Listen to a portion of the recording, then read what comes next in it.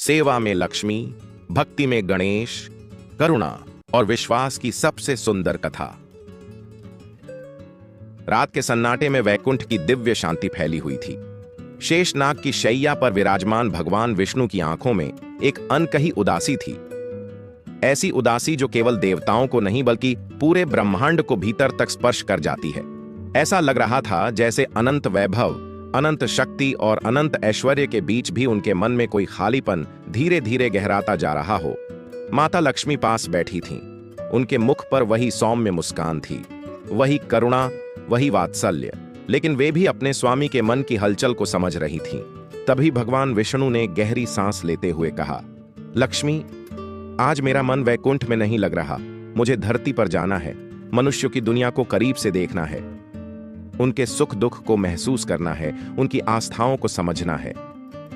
यह सुनते ही माता लक्ष्मी के चेहरे पर चिंता की रेखा उभर आई। उन्होंने कोमल स्वर में कहा, स्वामी, जहां आप हैं वहीं मेरा संसार है। अगर आप धरती पर जाएंगे तो मुझे भी आपके साथ चलने दीजिए। आपके बिना मेरा मन नहीं लगेगा। भगवान विष्णु मुस्कुराए, लेकिन उस मुस्कान में एक गंभीरता थी। उन्होंने कहा, अगर तुम्हें साथ आना है तो एक शर्त माननी होगी। धरती पर पहुंचने के बाद तुम उत्तर दिशा की ओर कभी नहीं देखोगी और किसी भी वस्तु को बिना अनुमति नहीं छुओगी। माता लक्ष्मी ने बिना किसी संशय के सिर झुकाकर कहा, स्वामी, मुझे आपकी हर शर्त स्वीकार है। और इसी वचन के साथ प्रातःकाल के प्रथम प्रकाश में भगवान विष्णु और माता लक्ष्मी धरती पर अवतरित हुए। चारों ओर हरियाली फैली थी। बारिश के बाद की मिट्टी की सौंधी खुशबू हवा में घुली हुई थी। पक्षियों की मधुर चहचहाहट वातावरण को जीवंत बना रही थी। खेतों में ओस की बूंदें मोतियों की तरह चमक रही थीं। यह धरती की सुंदरता इतनी मोहक थी कि स्वयं सौंदर्य की देवी माता लक्ष्मी भी उसमें खो सी गईं। वे चारों ओर देखती रहीं, प्रकृति की रचना में रमती रहीं। फूलों के रंग, पत्तों की हरियाली, हवा की ठंडक, सब कुछ उनके मन को बांध रहा था। और उसी मोहक वातावरण में वे अनजाने में उत्तर दिशा की ओर देखने लगीं। उन्हें याद ही नहीं रहा कि उन्होंने अपने स्वामी को क्या वचन दिया था। तभी उनकी दृष्टि एक अद्भुत फूलों के खेत पर पड़ी। रंग बिरंगे फूल, भीनी भीनी खुशबू, जैसे पूरा खेत किसी दिव्य ऊर्जा से भरा हुआ हो। माता लक्ष्मी उस सौंदर्य में इतनी खो गईं कि बिना सोचे समझे आगे बढ़ गईं, खेत में प्रवेश कर गईं और एक अत्यंत सुंदर फूल तोड़ लिया। उस क्षण उन्हें यह भी ध्यान नहीं रहा कि यह किसी और की संपत्ति है। जब वे उस फूल को लेकर भगवान विष्णु के पास लौटीं, तो उन्होंने देखा कि भगवान विष्णु की आंखों में आंसू हैं। उनका चेहरा करुणा से भरा हुआ है। माता लक्ष्मी घबरा गईं। उन्होंने कहा, स्वामी, आपकी आंखों में आंसू क्यों हैं? क्या मुझसे कोई भूल हो गई? भगवान विष्णु ने गहरे दर्द के साथ कहा, लक्ष्मी, तुमने शर्त तोड़ी है। तुमने उत्तर दिशा की ओर देखा और बिना अनुमति किसी की वस्तु को उठाया। यह केवल नियम भंग नहीं है, यह कर्म का उल्लंघन है और हर कर्म का फल होता है। माता लक्ष्मी का हृदय कांप उठा।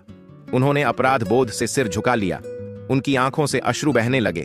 उन्होंने कांपती आवाज में कहा, स्वामी, मुझसे भूल हो गई, मुझे क्षमा कर दीजिए।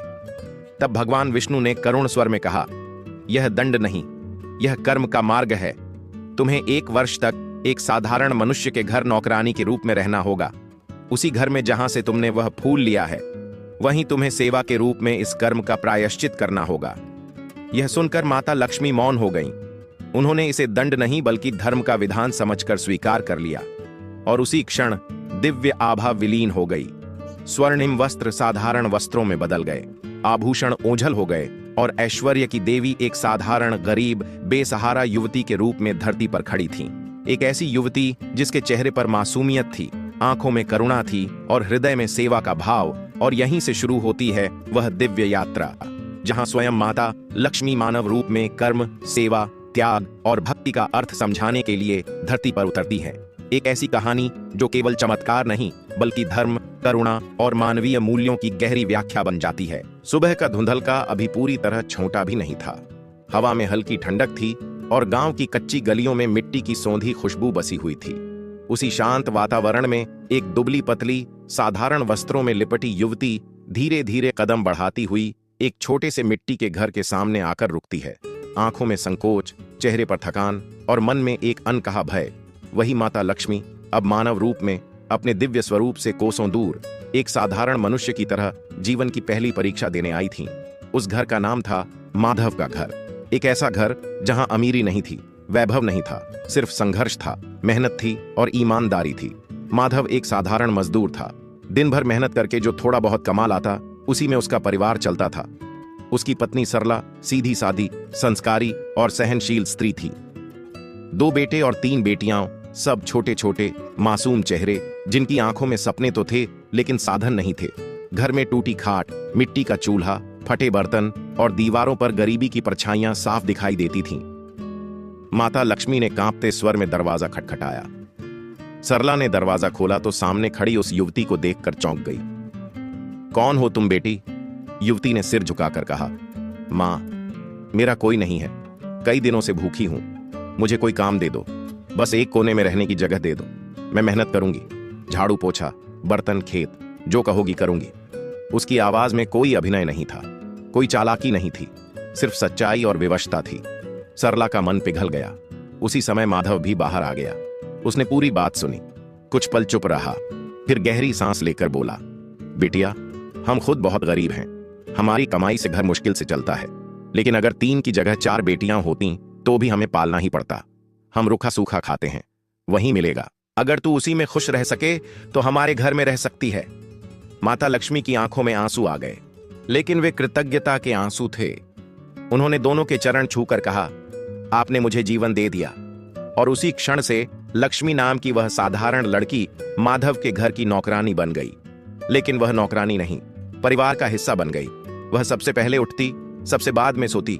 घर की सफाई, बच्चों की देखभाल, खेत का काम, पानी भरना, लकड़ी लाना, हर काम बिना शिकायत करती।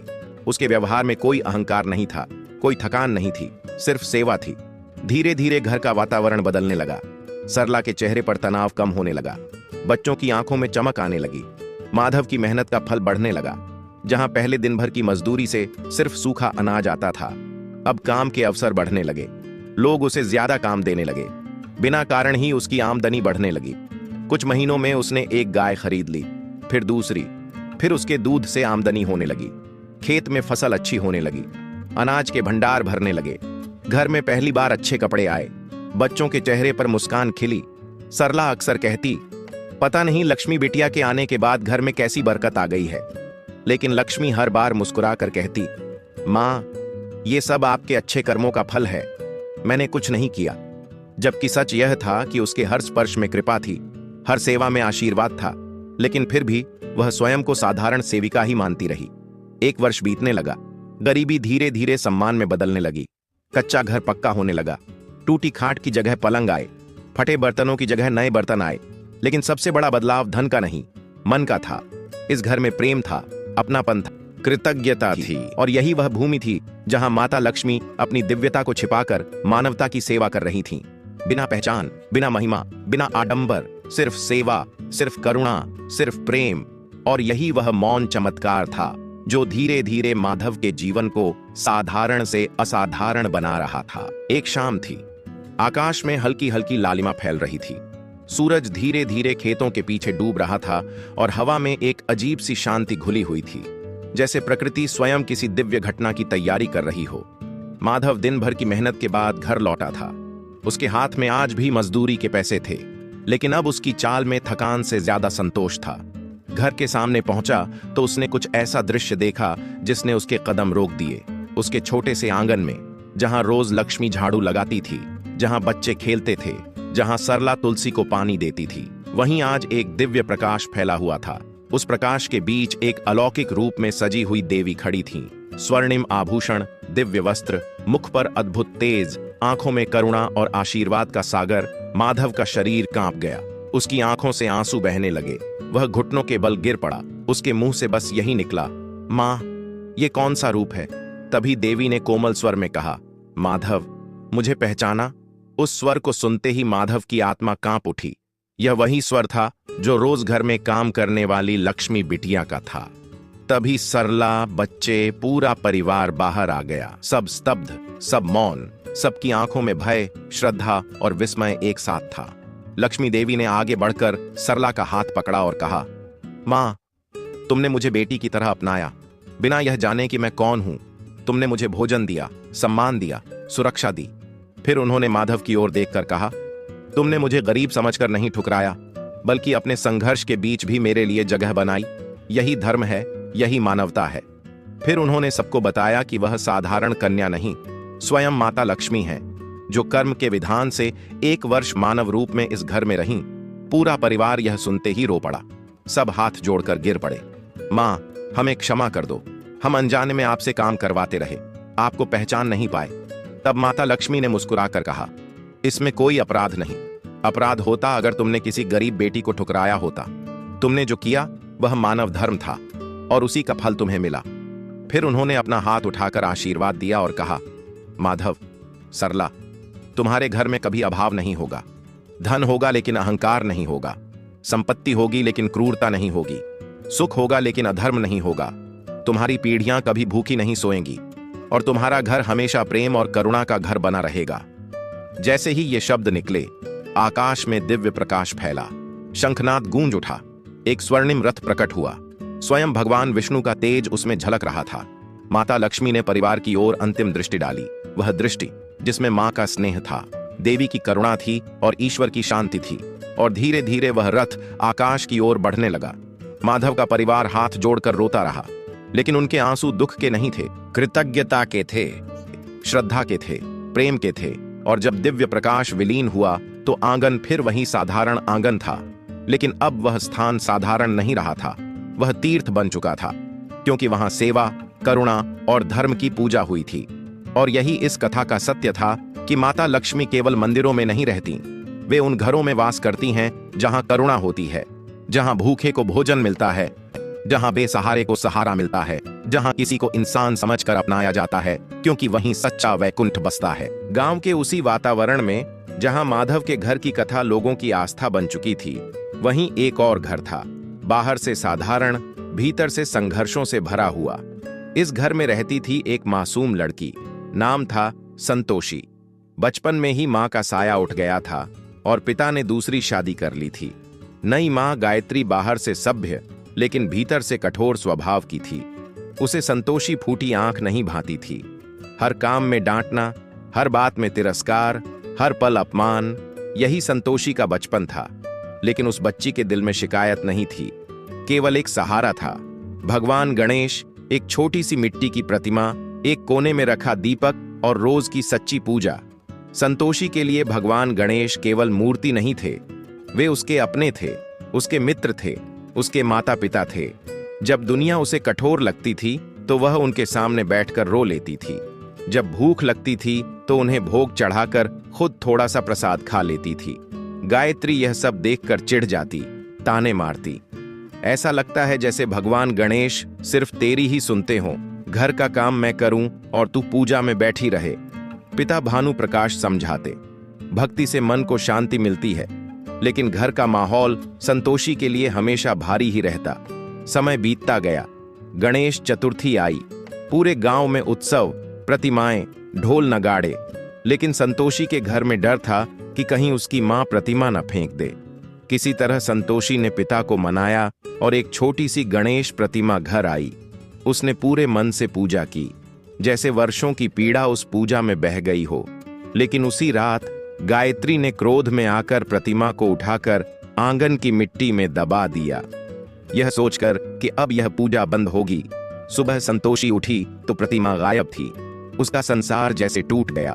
वह रोती रही, ढूंढती रही, भूखी प्यासी बैठी रही। किसी ने समझा कि बच्ची पागल हो गई है, लेकिन उसी रात उसने सपना देखा। एक चूहा, गणेश जी का वाहन, उसके पास आया और मिट्टी की ओर इशारा किया। संतोषी जागी, उसी जगह मिट्टी खोदी और वहीं गणेश जी की प्रतिमा मिली। वह रोते हुए प्रतिमा से लिपट गई। गणपति बप्पा, आपने मुझे छोड़ा नहीं। और उसी क्षण जैसे पूरे घर में एक ऊर्जा फैल गई। कुछ ही दिनों बाद गायत्री गंभीर पेट दर्द से तड़पने लगी। डॉक्टर, दवा, इलाज, कुछ काम नहीं आया। दर्द असहनीय था। घर में डर फैल गया। तब संतोषी ने कांपते हाथों से गणेश जी का थोड़ा सा प्रसाद लेकर उसकी मां को दिया। कोई जादू नहीं, कोई चमत्कारिक दृश्य नहीं, बस सच्ची भक्ति और विश्वास। और कुछ ही समय में दर्द शांत हो गया। गायत्री हैरान रह गई। उसका हृदय कांप उठा। वर्षों का अहंकार टूट गया। उसे पहली बार एहसास हुआ कि उसने किस मासूम आत्मा को कितना दुख दिया है। वह संतोषी के पैरों में गिर पड़ी। रोते हुए बोली, मुझे माफ कर दो बेटी, मैंने तुझे कभी बेटी नहीं समझा। भगवान ने मुझे तुम्हारे ही हाथों सबक दिया। उस दिन के बाद वह घर बदल गया। तिरस्कार प्रेम में बदल गया, घृणा करुणा में बदल गई। और संतोषी अब अकेली नहीं थी, वह बेटी बन गई थी, उस घर की लक्ष्मी बन गई थी। और वहीं यह पूरी कथा एक सूत्र में जुड़ जाती है, जहां एक ओर माता लक्ष्मी सेवा और करुणा का रूप बनकर मानवता सिखाती है, वहीं दूसरी ओर संतोषी भक्ति और विश्वास का रूप बनकर यह सिखाती है कि ईश्वर मंदिरों में नहीं, सच्चे हृदय में बसते हैं। यह कहानी किसी चमत्कार की नहीं, बल्कि चरित्र की है, कर्म की है, करुणा की है, सेवा की है और विश्वास की है। क्योंकि जहां इंसान इंसान के साथ इंसान बनकर खड़ा होता है, वहीं देवता प्रकट होते हैं। और जहां सच्ची भक्ति होती है, वहीं ईश्वर स्वयं रास्ता बना देते हैं। और यही इस कथा का अंतिम सत्य है। लक्ष्मी धन में नहीं, करुणा में बसती हैं और गणेश शक्ति में नहीं, श्रद्धा में प्रकट होते हैं। इस कहानी से मिलने वाली सीख। कभी सोचो, अगर एक दिन तुम्हारे दरवाजे पर कोई भूखा खड़ा हो और तुम उसे देखकर यह न पूछो कि ये कौन है, बल्कि यह सोचो कि ये इंसान है, तो वही क्षण पूजा बन जाता है। अगर किसी बेसहारे को देखकर तुम्हारे मन में दया उठे, तो समझ लेना वहीं ईश्वर खड़ा है। अगर किसी गरीब को सम्मान से बिठा सको, तो समझ लेना तुमने मंदिर बना दिया। इस कहानी की सबसे बड़ी सीख यही है कि माता लक्ष्मी धन नहीं है, करुणा है। भगवान गणेश मूर्ति नहीं है, विश्वास है। देवी वहां नहीं जाती जहां सोना चांदी रखा हो, देवी वहां जाती हैं जहां दिल साफ होता है। भगवान वहां प्रकट नहीं होते जहां अहंकार होता है, भगवान वहां प्रकट होते हैं जहां आंसू सच्चे होते हैं। माधव को लक्ष्मी इसलिए नहीं मिली क्योंकि वह अमीर था, उसे लक्ष्मी इसलिए मिली क्योंकि वह इंसान था।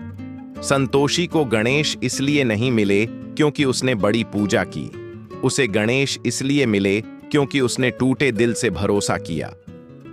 अगर तुम्हारे पास सब कुछ नहीं है, तब भी तुम भगवान के सबसे करीब हो सकते हो। अगर तुम्हारे पास कुछ भी नहीं है, तब भी तुम किसी का सहारा बन सकते हो। और अगर तुम किसी का सहारा बन गए, तो समझ लेना भगवान ने तुम्हें अपना माध्यम बना लिया। क्योंकि ईश्वर कभी आसमान से नहीं उतरते, वो इंसान बनकर आते हैं। कभी नौकरानी बनकर, कभी बेटी बनकर, कभी भूखे बनकर, कभी रोते हुए बनकर, सिर्फ यह देखने के लिए कि क्या दुनिया में अभी भी इंसानियत जिंदा है। और जब कोई इंसान बिना स्वार्थ किसी को अपना लेता है, तो उसी घर में लक्ष्मी बस जाती है और उसी दिल में गणेश प्रकट हो जाते हैं।